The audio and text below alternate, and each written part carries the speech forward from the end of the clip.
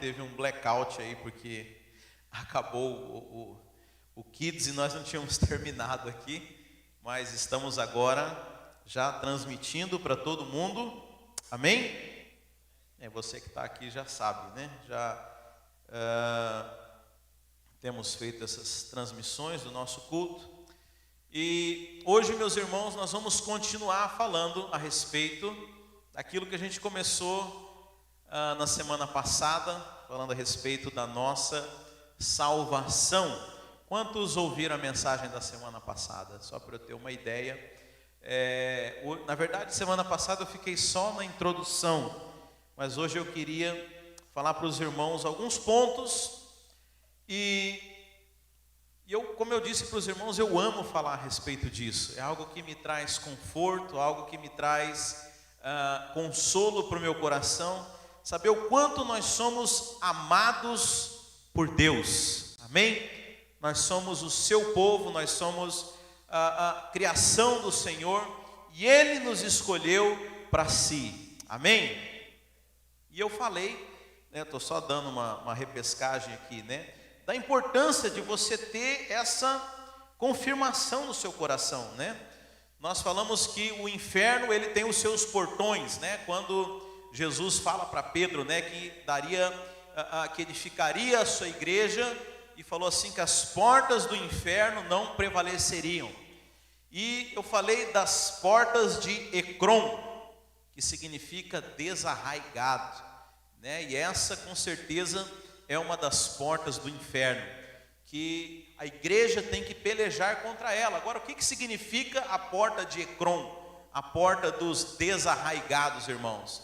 Fala daquelas pessoas que não têm raízes, que não conseguem crescer porque não fincaram raízes, porque elas estão o tempo inteiro na dúvida, elas não têm convicção a respeito da sua salvação, não têm convicção a respeito do amor de Deus, então elas não podem criar raízes, porque na mente delas, elas podem hoje estar plantadas na igreja, amanhã ela pode estar fora.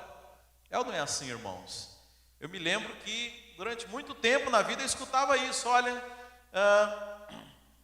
você é salvo, mas você saiu ali fora, cometeu um pecado, você já não é mais salvo.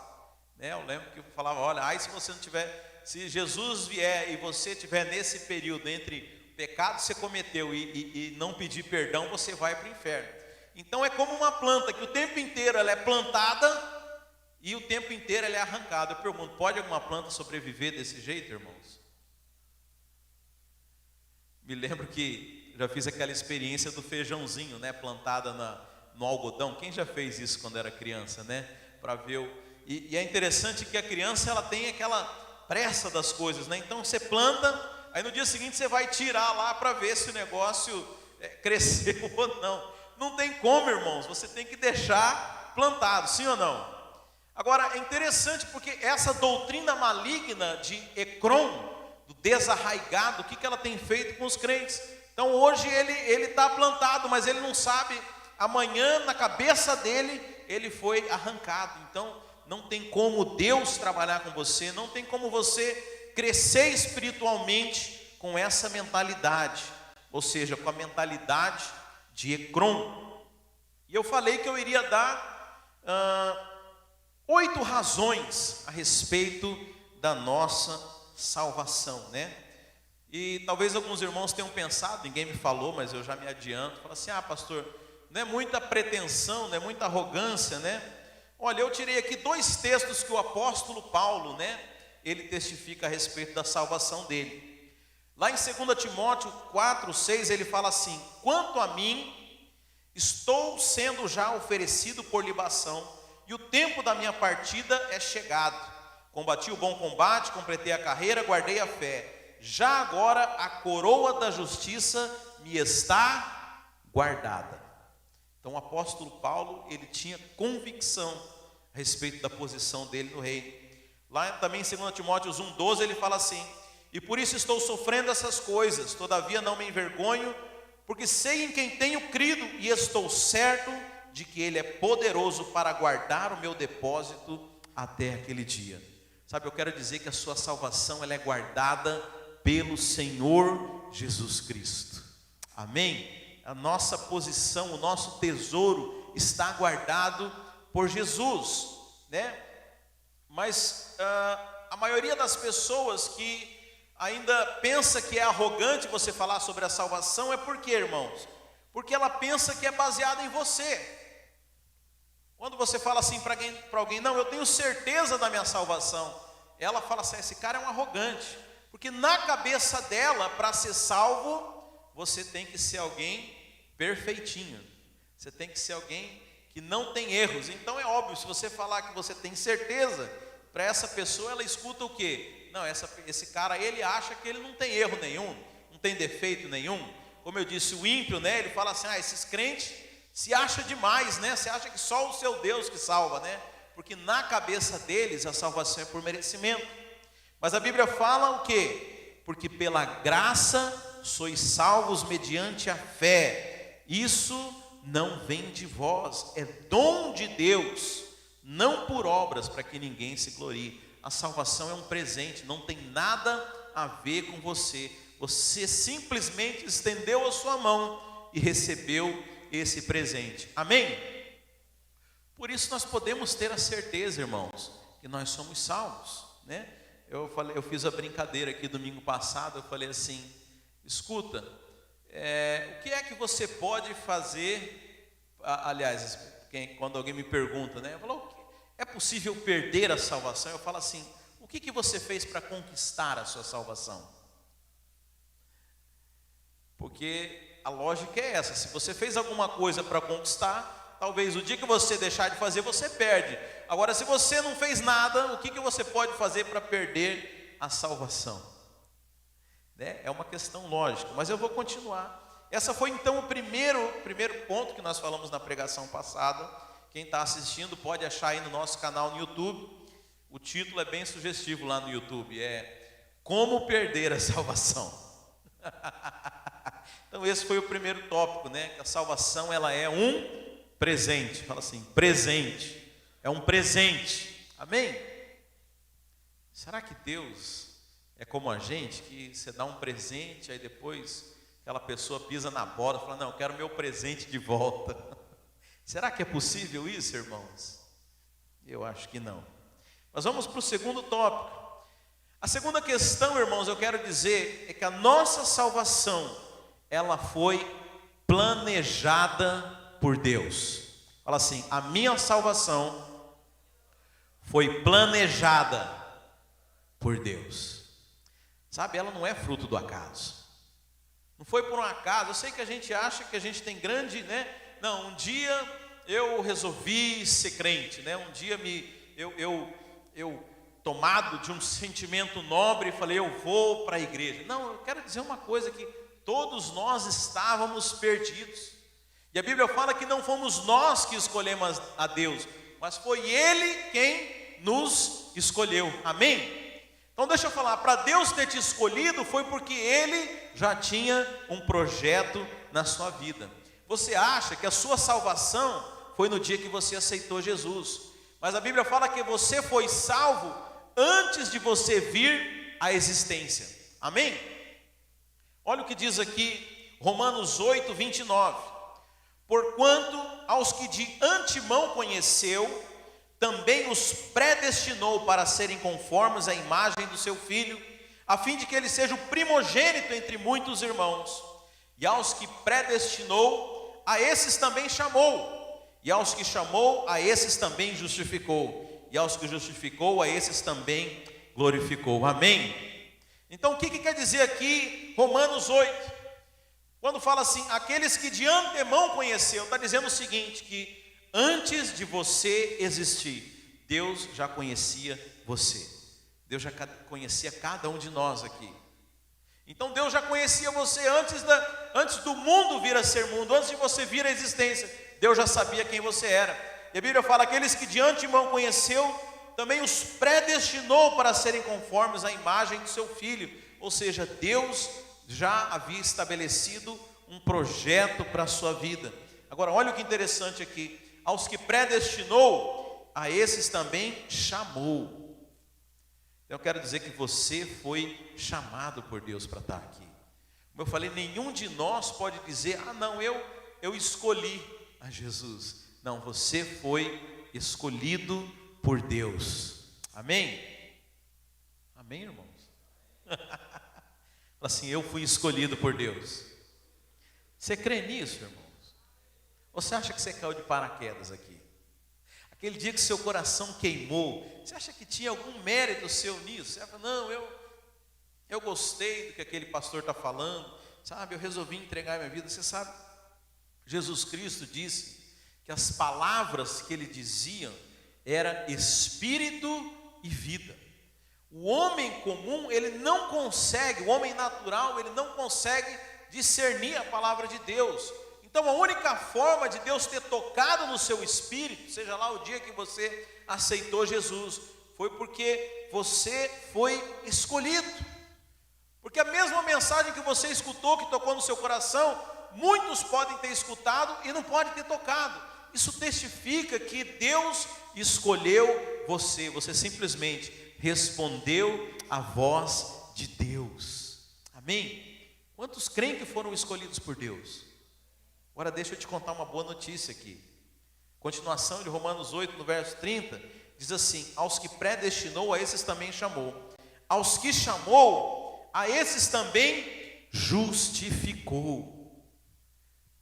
Você sabe, a maioria dos crentes tem um entendimento a respeito do perdão de pecados.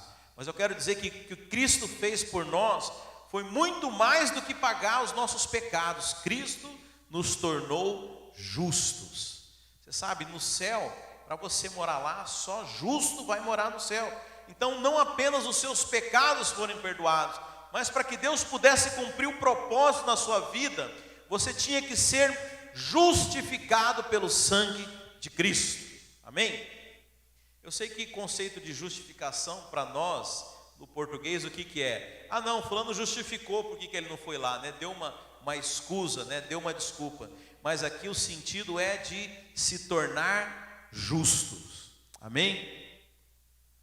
Quantos são justos aqui? Porque a sua justiça não depende de você. Você sabe, quando eu pergunto isso para as pessoas, elas pensam o quê? Ah, eu não sou tão justo assim, né? Mas a sua justiça, assim como a sua salvação, não tem absolutamente nada a ver com você.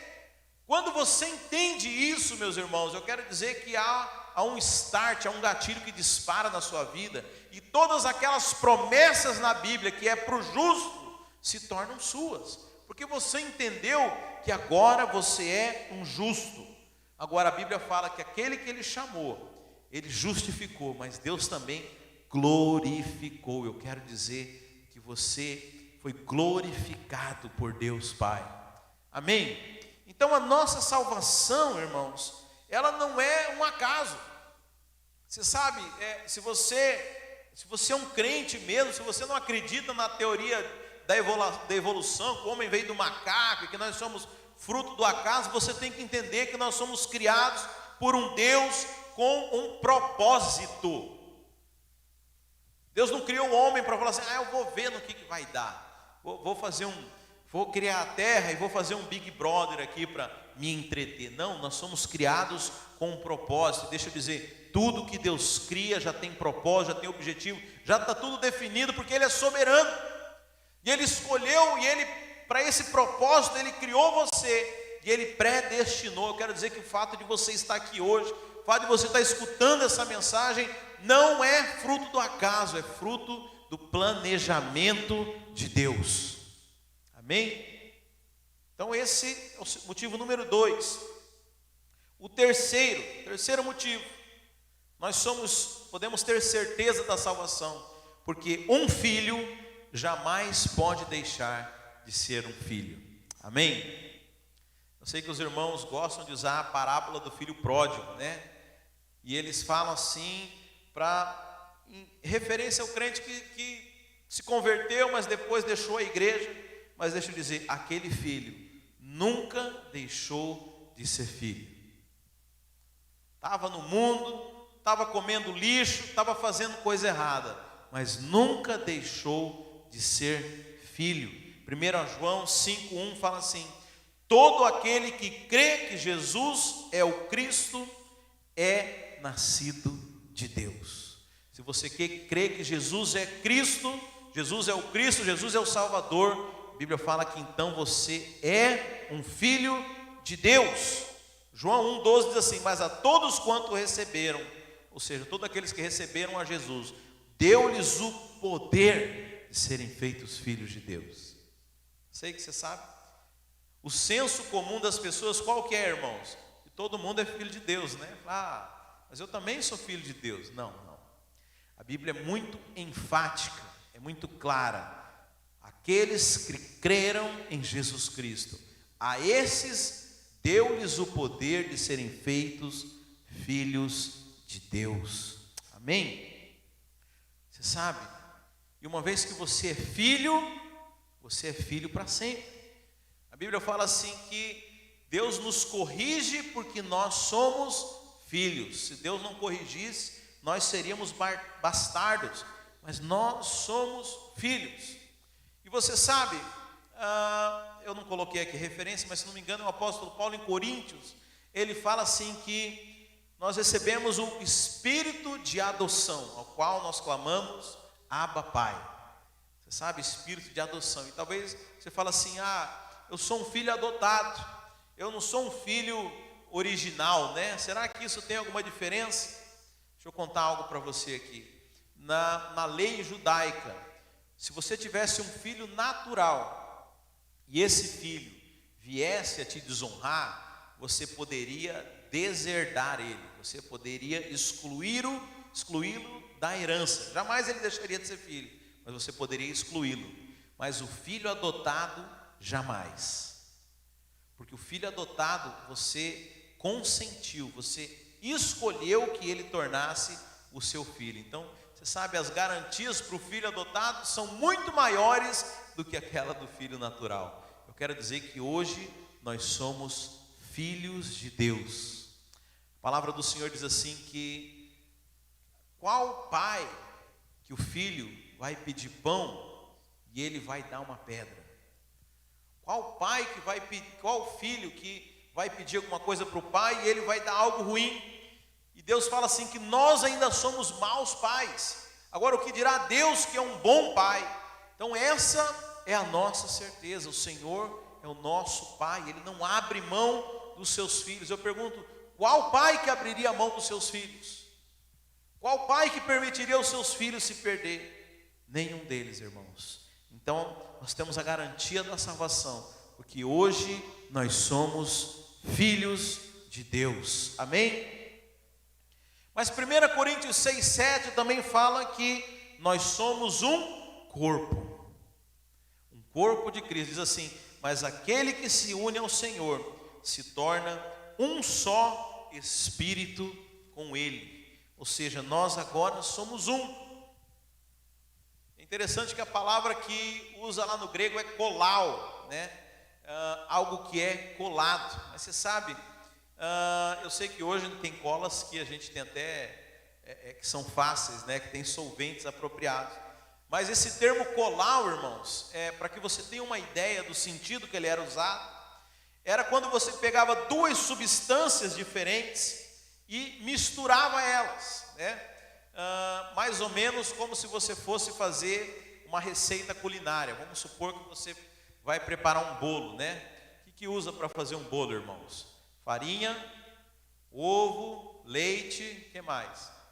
O meu acabou aí. Fermento, senão não vai crescer. Agora você pega todos esses elementos e coloca na batedeira, mexe eles, leva ao forno, aquilo se torna um bolo.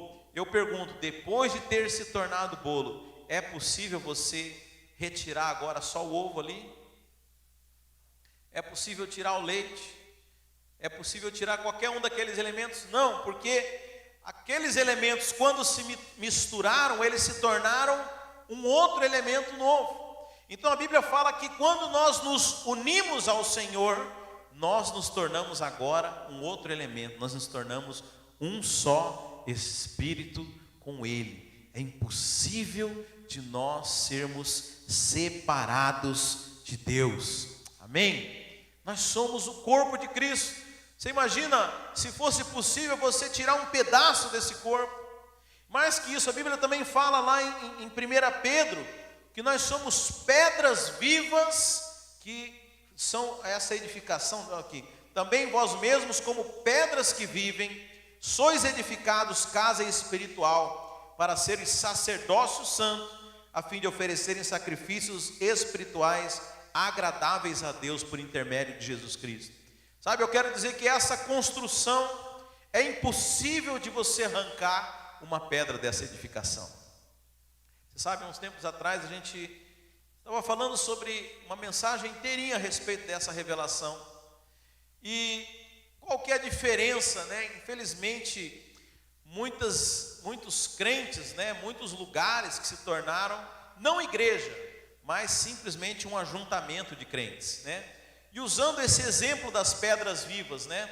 Como que é interessante lugares que não eram uma edificação, não era uma igreja, mas eram apenas um ajuntamento de pedras.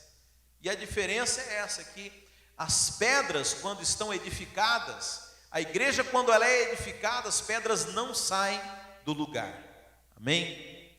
Você sabe, pedra que está solta, quando é só um ajuntamento, é fácil você tirar a pedra, né? Mas uma pedra que foi edificada, ela não sai do lugar, ela tem uma posição. Então a Bíblia fala que nós nos tornamos pedra. Amém? Foi assim com Pedro, né?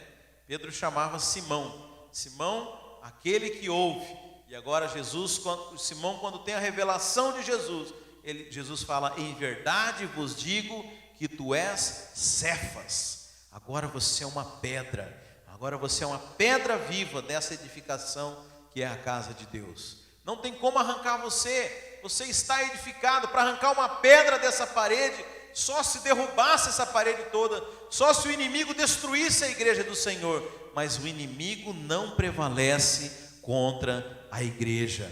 Amém, meus irmãos? Eu sei, é porque a gente ainda pensa que a igreja é um lugar físico, né? A gente ainda pensa que a igreja é esse lugar aqui que nós viemos hoje. Mas a igreja somos nós, a igreja do Senhor Jesus, a igreja viva, a noiva. E você é uma peça dessa igreja. Você é uma peça do corpo de Cristo, ninguém pode arrancar. A Bíblia fala que a noiva ela vai ser apresentada sem ruga, sem defeito, sem mácula. Agora, como que alguém poderia apresentar a noiva para Deus faltando um pedaço dela? Ah não, faltou aí uma parte, porque você sabe, fulano veio aqui, mas ele desviou e a noiva está faltando uma pedra, caiu uma unha da noiva. Será que pode isso com a noiva do Senhor, irmãos? Não. Eu quero dizer que você hoje é corpo, você hoje é coluna, você é uma pedra, impossível arrancar você daqui. Amém? Ainda que você esteja aí da sua casa assistindo, porque como eu falei, não é um lugar físico, nós somos a igreja do Senhor Jesus em todo lugar. Mas deixa eu dar mais um motivo para você. Nós temos garantia da salvação, porque nós, a Bíblia fala, recebemos o selo do Espírito Santo. Recebemos o selo do Espírito Santo. Fala assim: eu fui selado pelo Espírito Santo de Deus. Você sabe o selo, irmãos? Efésios 1:13. Fala assim que também vós, depois de ouvistes a palavra da verdade, o evangelho da vossa salvação, tendo nele também crido. Então presta atenção aqui o que o apóstolo está falando. Efésios 1:13. Também vós, depois que ouvistes a palavra da verdade. Quantos ouviram a palavra da verdade? O evangelho da salvação. Essa é a palavra da verdade. Tendo nele também crido. Quantos creram nessa palavra da verdade? Amém? Olha o que acontece. Então você que ouviu a palavra da verdade, que é o evangelho da salvação, e creu, olha o que acontece: fostes selados. Fostes selados com o Santo Espírito da promessa. Então você sabe, o selo significa propriedade, irmãos. Propriedade. Quando a coroa real selava alguma coisa, estava dizendo: aquilo é a minha propriedade, né? Até hoje, com o gado, né, com o cavalo, a gente vai lá, manda até hoje, Valdeci, no ferreiro, faz aquele ferro lá e marca aquele boi, dizendo que aquele boi é minha propriedade. A Bíblia fala que você, o dia que você ouviu a mensagem da verdade, que você creu nela, Deus colocou um selo sobre a sua vida. Amém? Irmãos, isso é extremamente poderoso. Sabe, tem alguns testemunhos que eu guardo, que eu gosto de sempre lembrar, que são maravilhosos, né? Eu tinha um amigo, tenho um amigo, e ele era bruxo, irmãos, lá no Brasil. E ele falou assim: olha, Elias, eu por muitas vezes fui no cemitério de madrugada fazer pactos com o diabo. Fui violar túmulos para fazer trabalho com cadáver de pessoas. E você sabe o que me impressionava? Que eu tinha os demônios que me indicavam, e às vezes eu ia em algum túmulo, ia lá violar aquele túmulo, e os demônios falavam: não, esse não pode. E eu falava: por quê? Porque esse é o túmulo de um crente, esse você não pode tocar. Irmãos, isso é extremamente poderoso.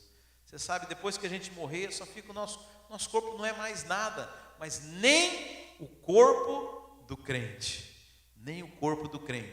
o diabo pode tocar. Sabe, porque nós temos um selo. Eu sei que às vezes a gente fica apavorado com o diabo. A Bíblia fala que o diabo anda ao nosso derredor, rugindo como um leão. Você sabe o que eu descobri um tempo atrás, irmãos? Vendo Discovery Channel. Que o leão, você sabe, todo felino, quando vai atacar, ele faz barulho, irmãos? Não, ele vai quietinho.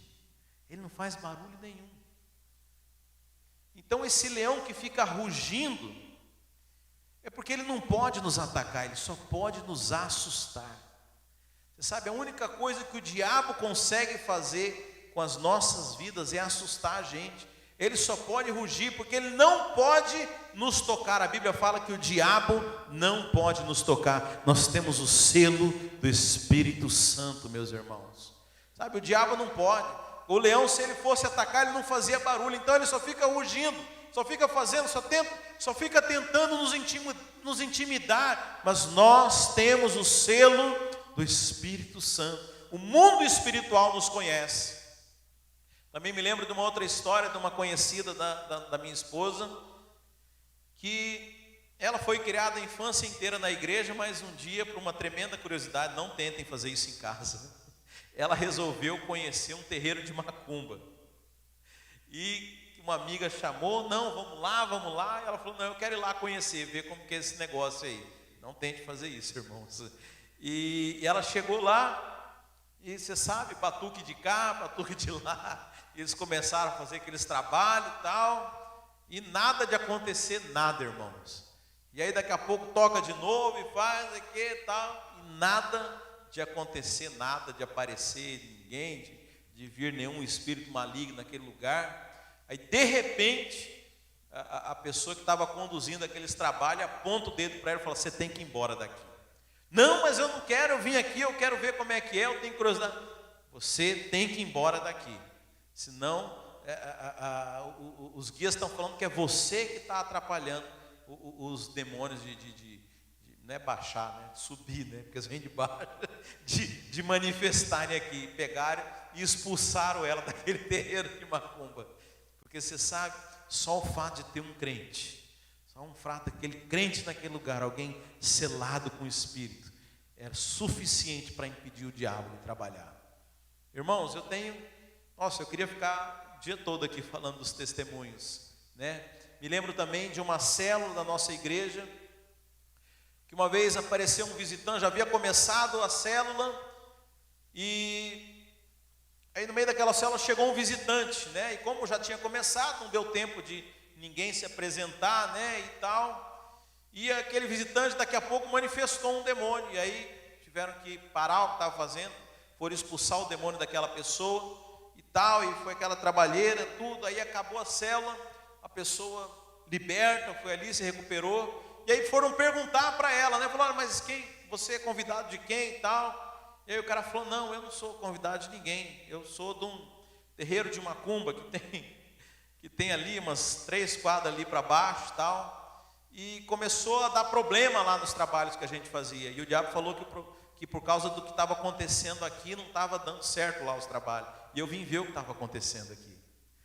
Irmão, você não tem ideia o que a sua casa faz no lugar onde você mora. Por causa que Ló morava em Sodoma, Deus não destruiu Sodoma enquanto ele estava lá. Eu quero dizer que onde você anda faz diferença no mundo espiritual.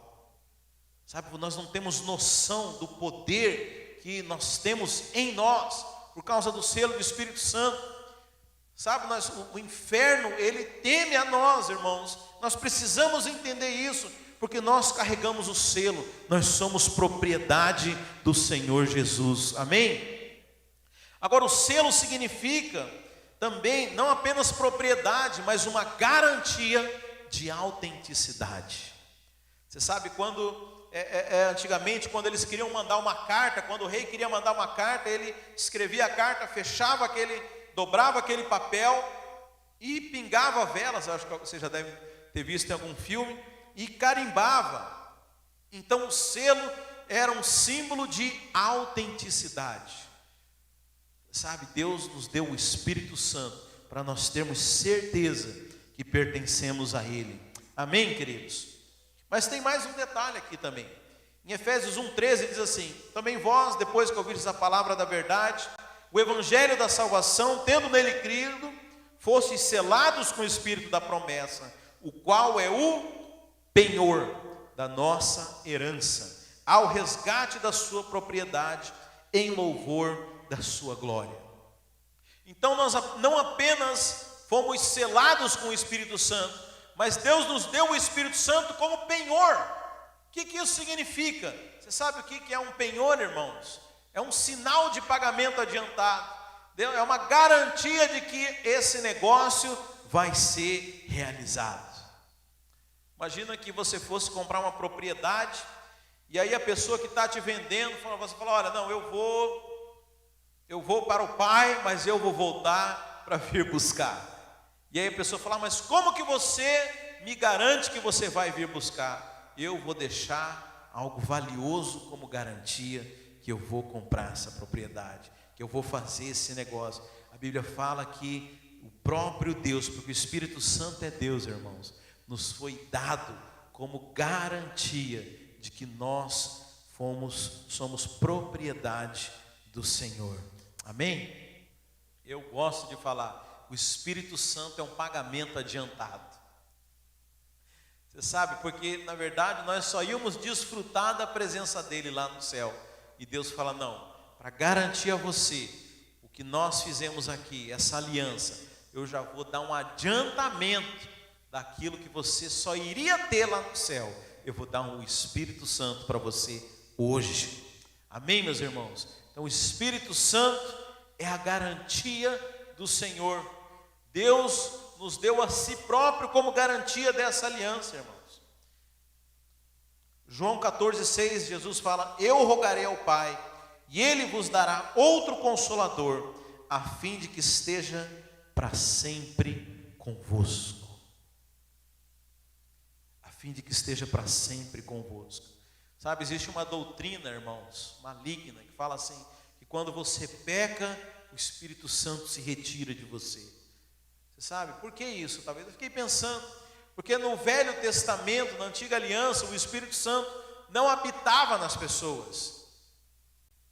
Não habitava, o Espírito Santo, ele vinha sobre alguns homens de Deus, em momentos específicos, para tarefas específicas. Você vê lá, Sansão, quando de repente ele foi cegado e ele vai destruir o templo lá onde ele estava, a Bíblia fala que o Espírito Santo veio sobre ele para uma tarefa extraordinária.